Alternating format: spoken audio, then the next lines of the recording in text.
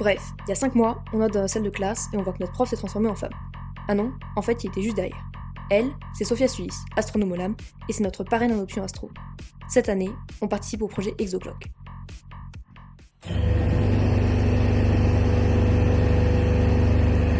Bon, on zappe, c'est trop long. Alors, Exoclock, c'est quoi? Plein de choses. Le but est de préparer la mission du télescope Ariel qui sera lancée en 2030 et qui devra analyser l'atmosphère de milliers d'exoplanètes. Pour ça, il a besoin de faire ses analyses pendant le laps de temps où la planète passe devant son étoile. C'est ce qu'on appelle un transit. Sauf que, faut savoir quand elle va passer pour pas qu'Ariel se retrouve comme nous à attendre devant l'arrêt quand on a raté le bus. C'est là où on entre en jeu. Notre boulot, c'est de vérifier que l'exoplanète passe quand elle est censée passer. Pour commencer, on a appris à se repérer dans le ciel, parce que c'est grand, très grand. On a retenu plein de mots trop cool, comme ascension droite, déclinaison ou point vernal. Ensuite, on a parlé de transit. Non, pas ça, le terme astronomique. En gros, quand une planète passe devant l'étoile, elle bloque une partie de la lumière que celle-ci émet, ce qui entraîne une baisse de sa luminosité régulière et précise. Alors on a acheté des super Lego pour Noël, et on a fait des maquettes.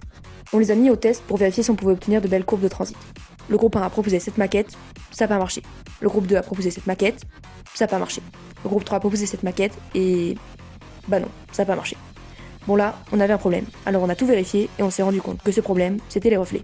Oui, juste les reflets des pièces en plastique qui entraient dans le champ en même temps que l'exoplanète. Donc on a construit une dernière maquette, sans Lego, et surtout, sans reflets. Enfin, on avait de jolies courbes, alors on a voulu mesurer la dérive des éphémérides sur notre maquette, donc on l'a laissé tourner, et tourner, et tourner encore, pendant 1 heure. Et le transit est arrivé 6 secondes plus tard que prévu. C'est beaucoup. On savait pas quoi faire, puis on s'est rappelé que les vraies étoiles ne tournent pas avec un moteur Amazon. Donc on s'est mis en route pour Saint-Michel Observatoire pour voir de vraies étoiles. On a pris le train de Carpentras à Avignon, d'Avignon à Marseille, de Marseille à Manosque, puis le bus de Manosque à l'Observatoire. Mais il était 15h et il n'y avait pas d'étoiles. Alors on a visité, on est rentré dans les endroits où on n'avait pas le droit de rentrer, on a pris des jolies photos et on a encore visité. Puis c'était l'heure, on allait voir le coucher de soleil du haut de la plus grosse coupole, c'était incroyable. Le soleil s'était couché, la journée allait commencer, enfin, on allait voir des étoiles.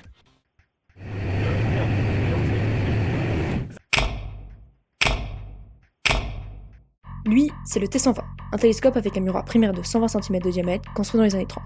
Oui, ça date. Il a été automatisé, mais on peut toujours le diriger grâce à des roues qui contrôlent les axes alpha et delta. Oui bon, c'est juste l'ascension droite à la déclinaison, mais ça sonnait bien. On pensait être avec des professionnels, mais finalement, peut-être pas. On s'est entraîné à le manipuler en pointant la Lune et Jupiter, puis on a remercié l'inventeur de l'électricité, car grâce à lui, on a pu passer la nuit bien au chaud dans la salle de contrôle. Parce que les transits, c'est long. Très long. Vraiment, très long. Alors on n'était pas prêt d'aller se coucher. On a choisi notre cible selon des critères super précis, comme la magnitude de l'étoile, sa hauteur dans le ciel et sa distance à la Lune. On a choisi TOI 1811b. L'observation a commencé à minuit 30, le transit a débuté à 1h36, c'est fini à 2h24, l'observation s'est arrêtée à 3h15, et on est allé se coucher à 4h du mat'. Le lendemain, on s'est rassemblés dans une salle de travail et on a nettoyé toutes les photos pour obtenir notre courbe de transit grâce au logiciel OPS.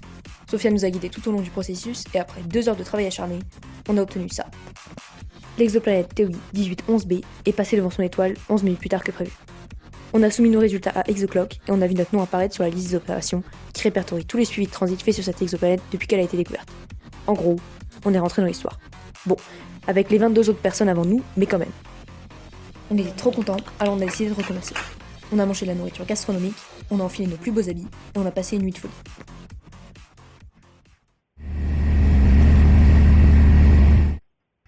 Puis le soleil s'est levé, alors on est reparti. On a dit au revoir à Sophia, et on a pris le bus de l'OHP à Manosque, le train de Manosque à Marseille, de Marseille à Avignon, d'Avignon à Carpentras. Et une fois à Carpentras, on a sorti les ordi. Sans Sophia, c'était plus dur, mais on a fini par réussir, et on a vu qu'il y avait des nuages.